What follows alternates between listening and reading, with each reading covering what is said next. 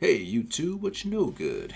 He is the Reverend, and we're back with some more of that fresh art goodness. So, what are we working on today? Well, today it's the home stretch, day 30 out of 31, and illustration 30 out of 31 for OC-tober 2020, where I did 31 illustrations in 31 days, all original characters, conceptualized by either me or friends or comrades or fellow artists. This is a character for somebody's visual novel project. I don't know the story yet, and I think that the project is on hiatus for now.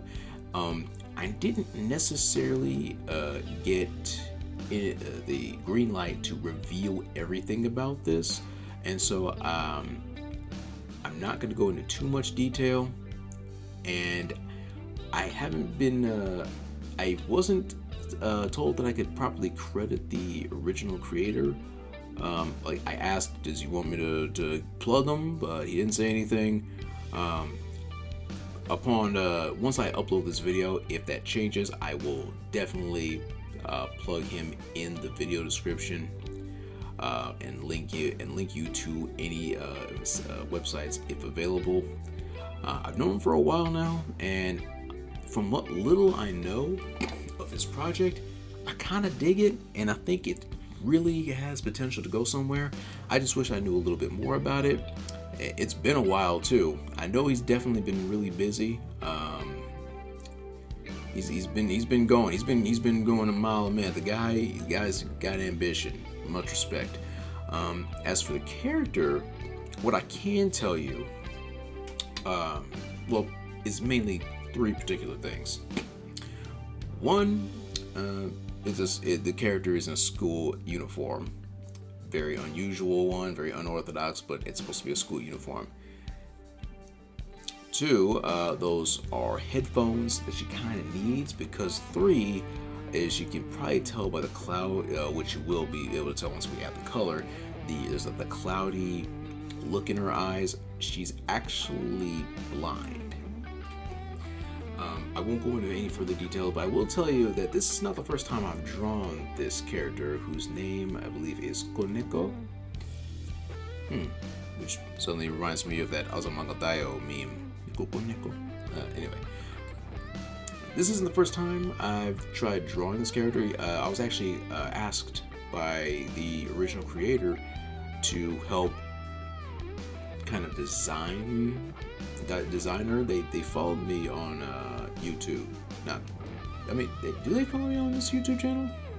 I don't know, but they do follow me on Facebook, and they sent me the info, asked if I would be willing to participate and help them out, because they were having trouble with really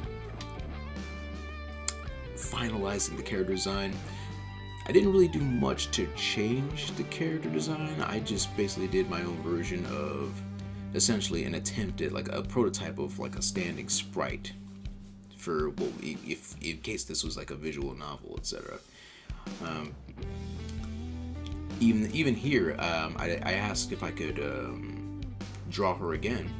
Let them know I was going to try that again, see, and asked if they wanted credit. They didn't say anything. They said I could draw her again, but that's about it. So I don't know when I'm going to be allowed to drop the credits. Hopefully soon, because they probably forgot that I did this. And the one thing I really want to talk about while I'm doing this illustration is just how much dedication it must take to really go all in and make a story in a visual novel like this. Another person I did an illustration for,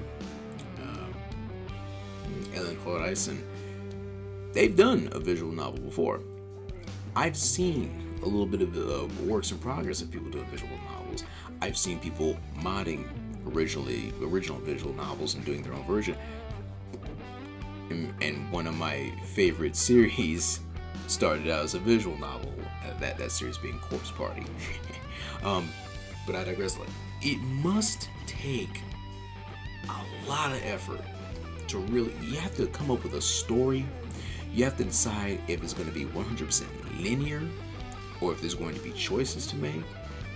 yeah, if you have choices to make, you have to determine if there are going to be different routes and different outcomes and different endings.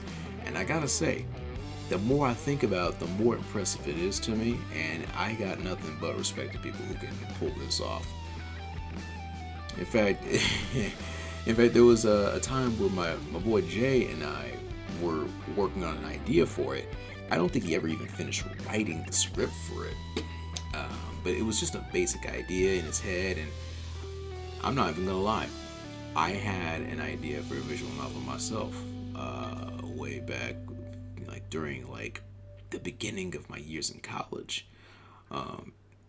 It was an idea of like a psychological horror kind of situation where a few people who were doing just fine were and just participating in they actually found that there was an event they went to, just a group of guys going to like a local like magician like performance. Like we got someone doing like magic, but then they did a stunt that required audience participation, and what happened led to everyone that was in attendance losing their ish. Like people lost their minds. There was something that happened.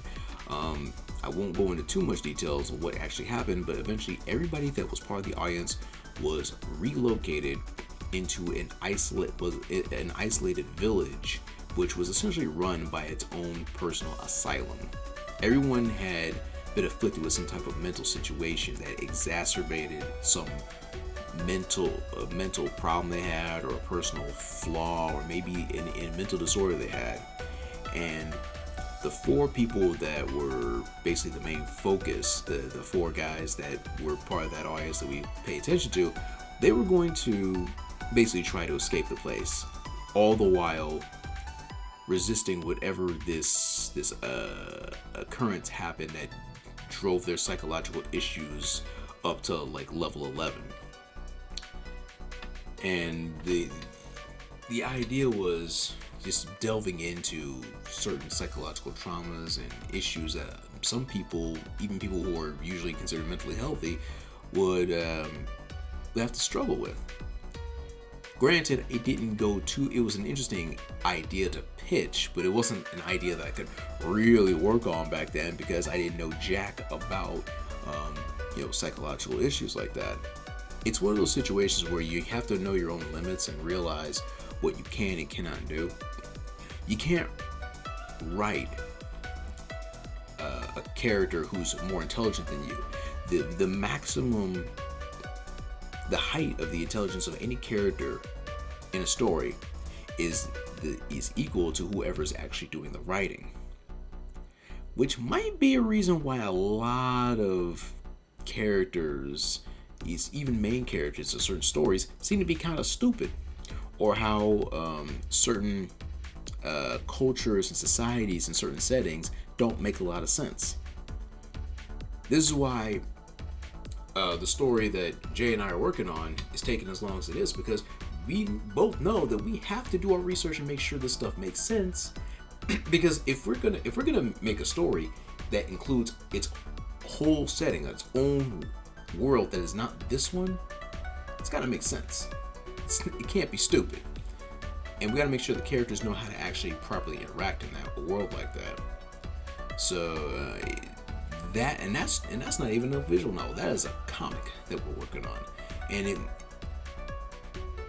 when it comes right down to it, no matter what you're it doesn't matter what type of story you're really writing, a little bit of research is gonna go a long way. And to those people who have actually finished their stories, finished their books, their comics, their visual novels, what have you, respect. I respect it. I don't know how you guys do it, but you know what? We're working on it. Jay and I, we got an idea. Hopefully, it soon comes to fruition, but can't really give you a real estimate on that because he and I, we are busy, especially when we're not even living in the same town anymore. But you know what? We're not giving up. We're no quitters. But with that said, let's go ahead and just wrap this up for today.